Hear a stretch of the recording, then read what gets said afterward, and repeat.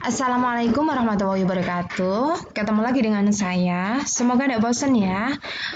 Pada sesi kali ini kita akan belajar bagaimana menyusun persamaan kuadrat baru berdasarkan akar dari persamaan kuadrat yang lain.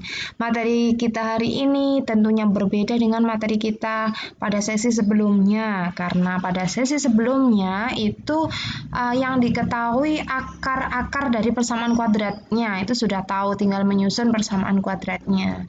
Akan tetapi pada sesi kali ini itu yang diketahui adalah persamaan kuadrat yang lain. Jadi dasar dari penyusunan persamaan kuadrat kita dengan menggunakan persamaan kuadrat yang lain. Rumus yang kita gunakan itu masih sama dengan rumus-rumus yang sudah kita gunakan sebelumnya, yaitu kita nanti menggunakan rumus jumlah dan hasil kali akar persamaan kuadrat. Masih ingat ya bagaimana rumusnya? Saya ingatkan lagi bahwa jika ada persamaan kuadrat ax kuadrat ditambah bx ditambah c sama dengan 0. Nah, akar-akarnya dimisalkan x1 dan x2, maka jumlah dari akar-akarnya yaitu x1 ditambah x2 itu sama dengan min b per a. B-nya apa? B adalah angka di depannya x, a adalah angka di depannya x kuadrat.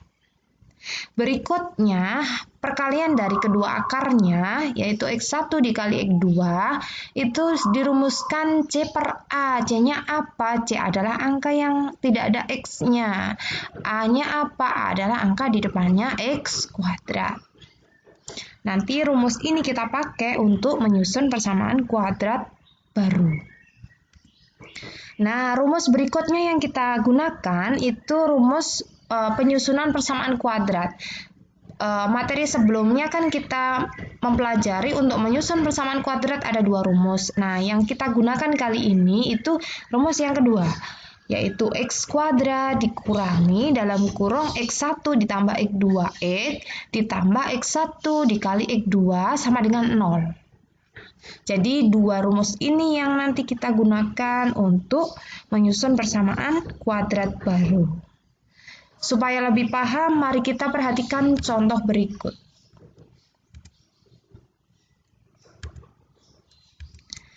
Misalkan P dan Q adalah akar-akar dari persamaan kuadrat x kuadrat dikurangi 5x ditambah 3 sama dengan 0. Nah, kalau biasanya kan akar dari persamaan kuadrat kita misalkan x1 sama x2 ya. Tapi kalau di soal ini permisalannya P dan Q, jadi tidak usah bingung, itu cuma penamaan saja. Maka tentukan persamaan kuadrat baru yang akar-akarnya 3P ditambah 1 dan 3Q ditambah 1. Jadi ada persamaan kuadrat ini, akarnya P dan Q. Lah, kita disuruh menyusun persamaan kuadrat baru yang akarnya 3 kali P ditambah 1 dan 3 kali Q ditambah 1. Paham ya soalnya ya? Caranya ngerjakan gimana? Langkah pertama, kita tentukan dulu persamaan kuadrat yang diketahui ini. A-nya berapa, B-nya berapa, C-nya berapa. Nah, dari sini kita dapatkan A-nya sama dengan 1, yaitu angka di depannya X kuadrat. Tidak ada berarti 1.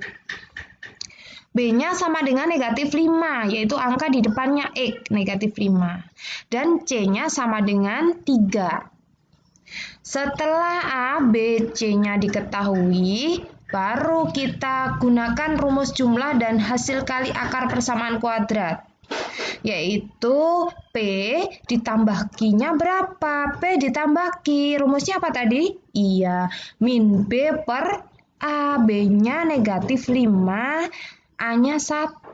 Ingat, rumusnya sudah min, ketemu min, jadinya plus 5 dibagi 1, itu hasilnya 5. Kemudian akar-akarnya kalau dikali, itu rumusnya kan C per A.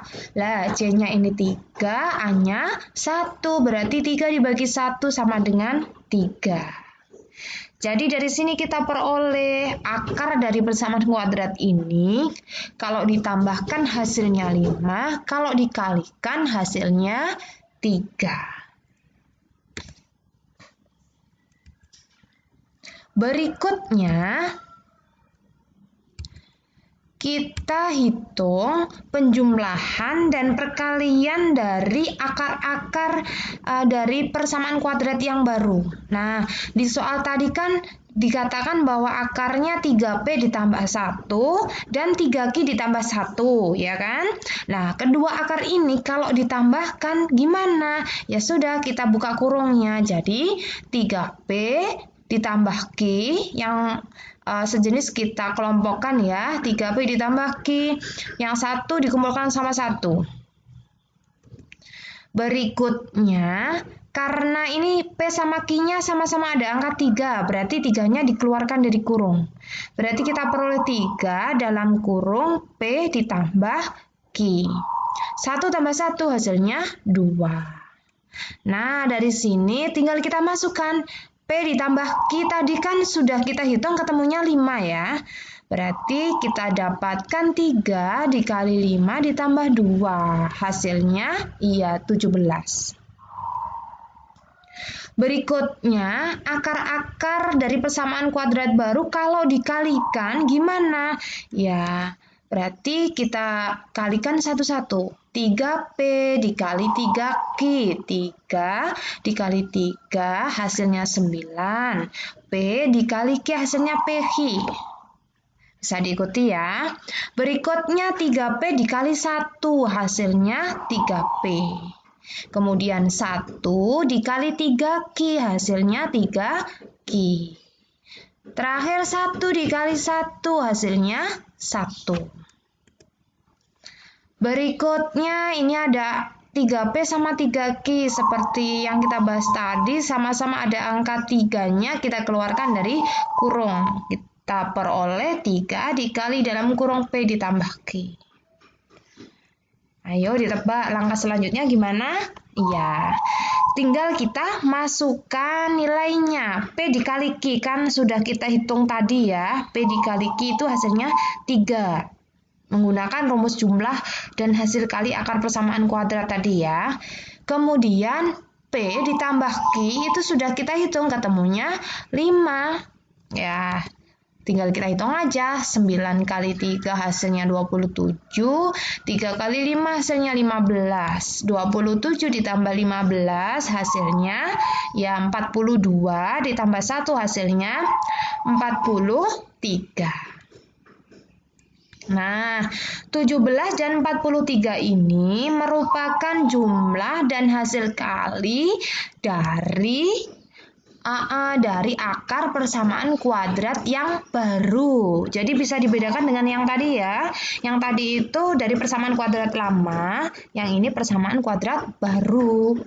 Persamaan kuadrat baru yang mana ya? Yang akan kita susun ini persamaan kuadratnya seperti apa? Bagaimana caranya menyusun persamaan kuadrat? Ya, dimasukkan rumus persamaan kuadrat yang sudah kita pelajari, yaitu X kuadrat dikurangi hasil penjumlahan dari akar-akar persamaan kuadrat yang baru, X ditambah hasil perkalian dari akar-akar persamaan kuadrat yang baru sama dengan 0. Hasil penjumlahannya berapa? Tadi kan kita peroleh hasil penjumlahannya 17. Kemudian hasil perkaliannya 43. Jadi kita peroleh persamaan kuadrat yang baru, yaitu X kuadrat dikurangi 17X ditambah 43 sama dengan 0. Bisa diterima ya penjelasannya? Coba diingat-ingat, berarti langkah pertama kita hitung jumlah dan hasil kali akar persamaan kuadrat yang lama. Kemudian kita hitung jumlah dan hasil kali akar persamaan kuadrat yang baru. Kemudian baru kita masukkan rumus persamaan kuadratnya. Mudah ya? Oke. Cukup sekian penjelasan dari saya. Semoga bisa difahami, semoga bermanfaat. Tetap semangat ya belajarnya. Terima kasih. Wassalamualaikum warahmatullahi wabarakatuh.